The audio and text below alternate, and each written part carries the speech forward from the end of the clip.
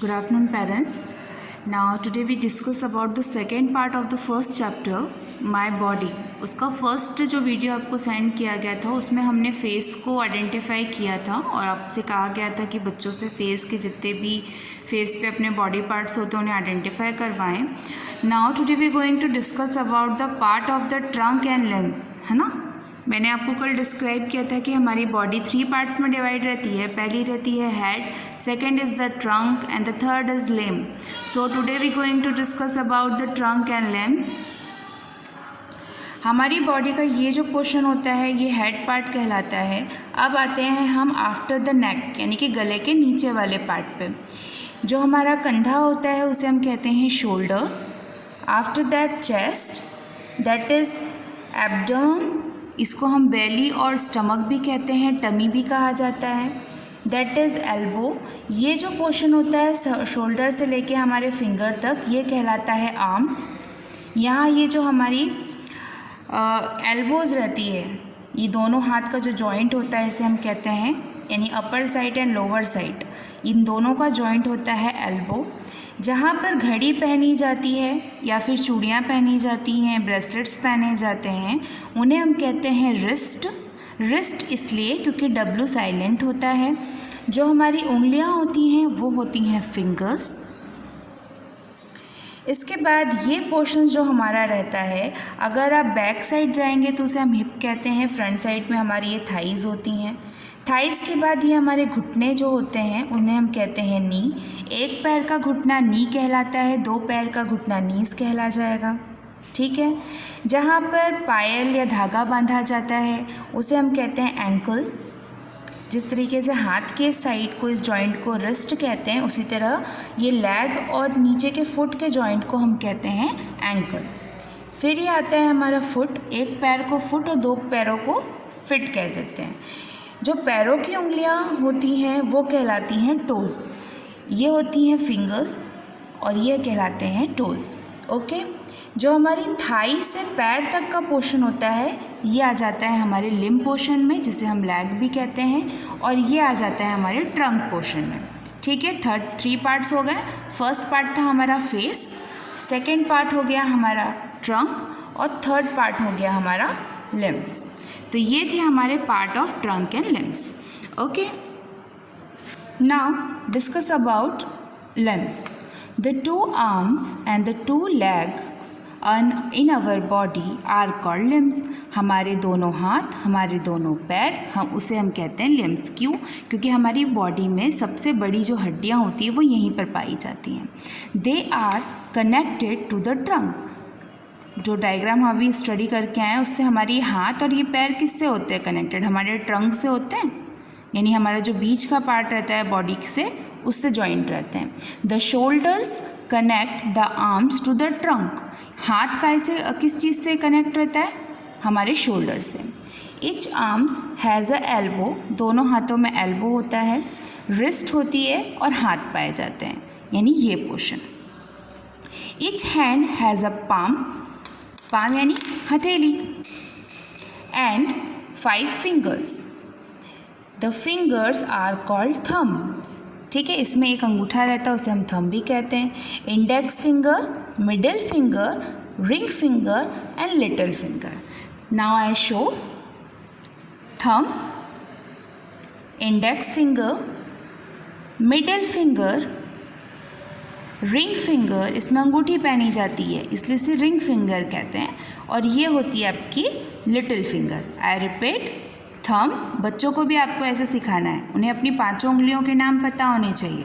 Thumb, index finger, middle finger, ring finger and the little finger. We use our hands to write. हम अपने हाथों का use लिखने के लिए करते हैं.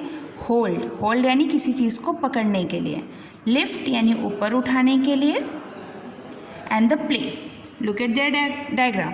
लिखने के लिए write, hold, lift and play. Okay. This is the work of hand. Each leg has a thigh. ठीक है. थाई पोर्शन हमने पढ़ा था. A knee, an ankle and a foot. ये तो हाथ की बात हुई थी ऊपर कि हाथों का यूज़ कैसा होता है। अब हम अपने पैरों की बात करते हैं कि हमारे लेग्स में थाइस, नीज, एंकल और फुट होते हैं, ठीक है। The thighs is the top most of the part of our leg. हमारे पैर का सबसे ऊपरी हिस्सा जो होता है उसे हम थाई कहते हैं। The place where the thigh and the lower leg meet is called the knees, ठीक है। जिस तरीके से हमारे कंधे से जुड़े हुए हाथ और हमारे हाथों से जुड़ा हुआ जो पॉइंट होता है उसे हम एल्बो कहते हैं, ठीक उसी तरीके से हमारे अपर जो लेग का पोर्शन होता है और हमारे नीचे जो पैर होते हैं फुट, उसका जो जॉइंट होता है उसे हम हिंदी में घुटना कहते हैं और इंग्लिश में कहा जाता है उसे knees. The knee help us fold our leg. Fold our leg मतलब जब आप नीचे घुटने पर बैठते हैं तो घुटना मोड़ना पड़ता है। वॉक, चलने के लिए भी घुटना वर्क करता है पूरा। आप राइट अगर स्टेप लेंगे तो वो राइट पैर आगे जाएगा, लेफ़्ट लेंगे तो लेफ़्ट करेगा, थोड़ा सा झुकना है तो भी आपको उसको बेंड करना पड़ता है। Then run and the ankle connects our foot to the leg. A foot has a heel का मतलब होता है एड़ी, एंड 5 टोज, 5 जो ही पैर के हमारी उंगलियां होती हैं उसे। We stand on our feet keeping our legs straight. हम अपने पैरों पे बिल्कुल सीधे खड़े हो सकते हैं। द पोस्चर होता है यानी कि हमारी बैठने उठने की जो भी हमारी प्रतिक्रिया होती है, हमारा जो आकार होता है जिस पोस्चर में हम बैठते हैं उसे पोस्चर कहा जाता है। Enable us to balance with the weight of our body. अगर हम सही पोस्चर अपनी बॉडी का नहीं लेते हैं तो हमारी बॉडी कभी भी हमारा वेट पुट ऑन नहीं कर सकती या उसे स्टेबल नहीं कर सकती है। We use our leg to run, jump, walk and dance. Run, jump, walk and dance, हम इन सब चीज़ों के लिए अपने पैरों का यूज़ करते हैं। The next topic is sense organs. The eyes, ears, nose, tongue and skin are known as sense organ. Sense organs क्यों? क्योंकि हमारे आसपास होने वाली जो चीज़ें होती हैं उन्हें हम अपनी आँखों से देख सकते हैं, कानों से सुन सकते हैं, नोज़ से हम स्मेल ले सकते हैं, चाहे वो चीज़ ताज़ी हो, बासी हो या हर तरीके की अच्छी और गंदी दोनों स्मेल हम लोग ले सकते हैं। फ्रेगनेंस हम नोज़ के हेल्प से देखते हैं। टंग का यूज़ होता है डिफरेंट टाइप्स ऑफ जो टेस्ट होते हैं उसे वो टेस्ट करता है, चाहे वो बिटर हो, सॉल्ट हो, शॉर हो, स्वीट हो। Skin is the largest sense organ इसलिए क्योंकि ये जो स्किन होती है वो हमारी पूरी बॉडी पे होती है। अगर किसी ने आपको हाथ पे पिच किया या आपको हाथ में कहीं कट लगा तो आपको वो सेंसिटिव जो पॉइंट रहता है वो समझ में आता है, इसलिए इसको स्किन को हमारा सबसे लार्जेस्ट सेंस ऑर्गन कहा जाता है। These sense organs help us see, hear, smell, taste and feel something around us। ठीक है, ये जो सेंस ऑर्गन्स होते हैं ये हमें इन सभी चीज़ों में हेल्प करते हैं, देखने में, सुनने में, स्मेल करने में, टेस्ट करने में और फील करने में। This is eye. We can see the beautiful world around us with our eyes. ये एक तरीके से आप बच्चों को पोएम भी करवा सकते हो इसी लाइंस पे। उन्हें अपने आप को, जैसे सपोज़ आपको अगर यहाँ से कोई एक्टिविटी भेजी गई कि अपने सेंस ऑर्गन्स को डिस्क्राइब करो, तो आप ये पेज बहुत अच्छे से यूज़ कर सकते हैं उसको डिस्क्राइब करने के लिए। We can see the beautiful world around us with our eyes, यानी कि हम अपने आसपास के वर्ल्ड को अपनी आँखों से देखते हैं। We can hear different sounds with our ears, कानों से हम डिफरेंट टाइप्स ऑफ साउंड सुन सकते हैं। We can identify nice smell and foul odours with our nose, अच्छी स्मेल हो या ख़राब उसे हम अपनी नोज़ की हेल्प से स्मेल कर सकते हैं। We can feel different taste like sour, salty, bitter and the sweet with our tongue. We can feel things that are hot or cold and soft, hard or rough with our skin। अब देखिए ये जो fact है, the skin is the largest sense organs of our body. तो ये तो हो गए हमारे सेंस ऑर्गन्स। अब हमारा नेक्स्ट टॉपिक है हमारा growing up.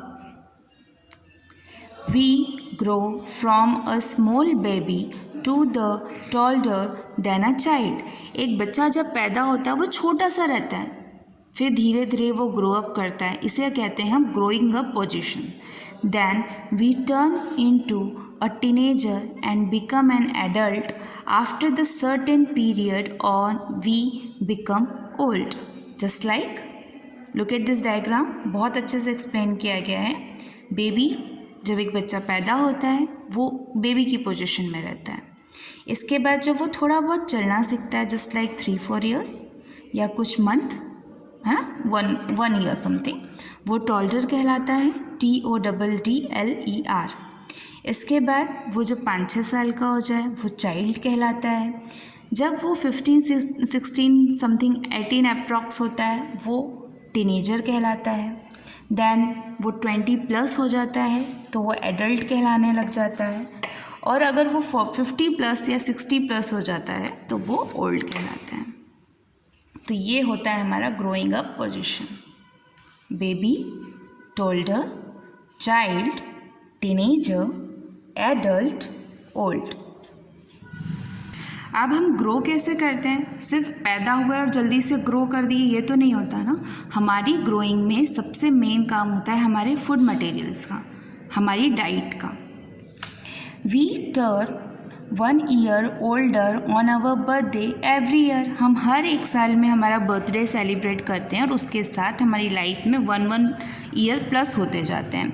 We grow taller and bigger until we become an adult. छोटे से बच्चे से हम बड़े एडल्ट हो जाते हैं 1-1 साल जोड़ते हुए. As we grow taller and bigger our clothes and shoes do not fit us. This is because the size of our body changes as we grow.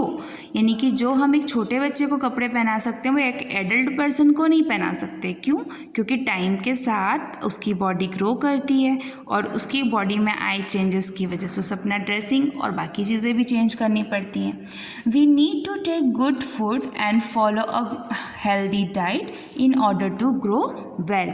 तो अच्छे से बढ़ने के लिए, ताकि आपकी हेल्थ अच्छी हो, आप अच्छे दिखें, इन सब के लिए आपकी जो डाइट है वो बहुत ही प्रॉपर और ऑर्डर में होनी चाहिए.